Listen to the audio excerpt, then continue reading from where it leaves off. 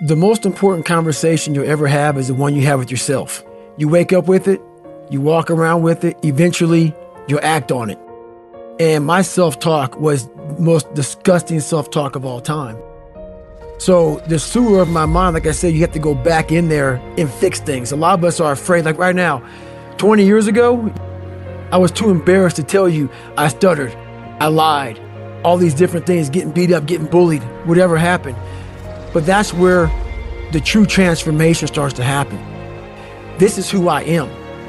And this is where I have to fix myself. So this is where I started to develop an indestructible mental toolbox. So a lot of us run away from our fears. And we box ourselves in through a lifestyle of this is all we can do. I'm afraid of everything outside this box. What's funny about failure is we're afraid to fail a lot of times because we're afraid to get those people telling us that we're not good, that we shouldn't try again. This is how I look at it. First of all, those people are going to be there. And 99.9% of those people who are in your ear after you fail haven't even tried what you're attempting to do. Look at who's talking to you negatively first. And failure is the only way to grow.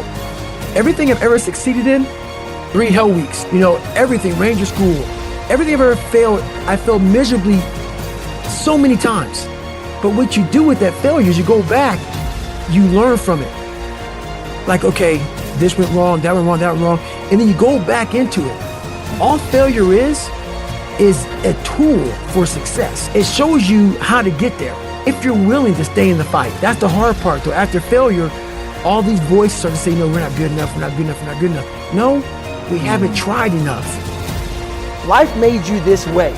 We can't live like this. We can't live in fear. We can't live in judgment. We can't be afraid of what the fuck people right now are looking at me saying about me. Fuck all of you who don't like me. We cannot be afraid of that. Life made me this way here. I stutter. I have these issues with reading and writing, and I'm fat and I'm insecure. You have to face that in that dark room. In that dark room is who you are.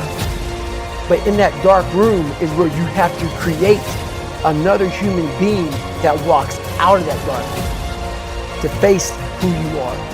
That's the only way you're going to get over all those things. You have to create someone else. Not like you have 2 different personalities. It is you. But you have to find strength.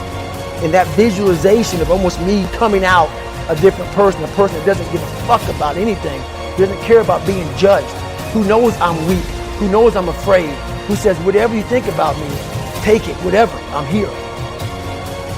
We're all looking for passion. Passion's all around you. You have a whole fucking stack of it all around you. It's your insecurities, all that shit. You gotta dive deep in that shit. It's all in there. All the energy and fuel you need is right in yourself. It's all there. You got a lot of stuff to do to overcome. And that's where I found it. I found it right there in my own insecurities. I found drive in my own insecurities. And that's the most powerful thing in the world. When you can find drive in your own doubt, fear, insecurities, you become very unstoppable. When you're afraid of something, you have to master it. That's how you start to overcome it. So what I realized, when I get to that point where I want to quit, everybody, they get to the point where they want to quit. This is what happens. The mind tells you, let's go home. Let's take a warm shower. Let's get some food. This is not right. This is that.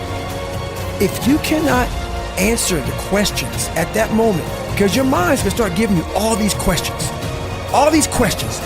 And if you can't answer them, you're going to quit.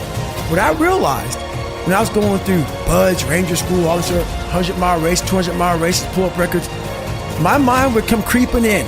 Like when I was doing 4,030 pull-ups at 2,000 pull-ups and my hands were ripped open, my mind said, look, brother, we've done all these other things. You've proven yourself. You're good. If I didn't have the answer to respond to my mind and say why I'm here,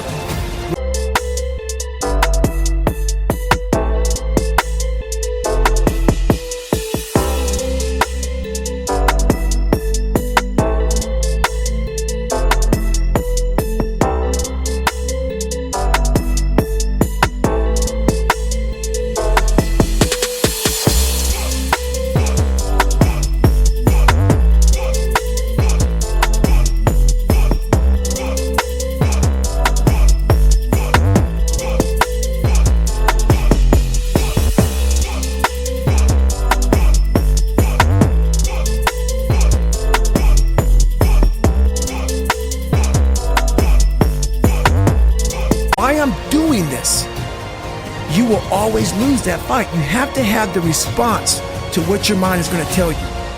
The most important step we'll ever take in life is our next one.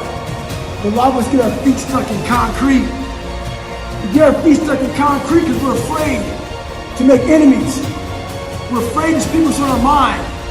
We're afraid of being in that group of people. And when you walk away, we're afraid of what they might say behind your back. All that fear clouds your brain, clouds your thinking. One thing in life, you're gonna always have haters. Embrace them. Learn one thing, shut the fucking noise out. Embrace the fact that people don't like you. It means you're doing something right. Stay hard, stay in the fight. If you're scared of something, learn about it. Figure it out to overcome it. In life, it's a true statement. We have hard times, we hit turbulence, we fail, we fall on our ass, we have divorces, we have all kind of bullshit that happens. And we sit there and think about that one issue, and it's all we think about. And we forget to fly the plane is us. We forget to focus on everything in life, our habits, our goals.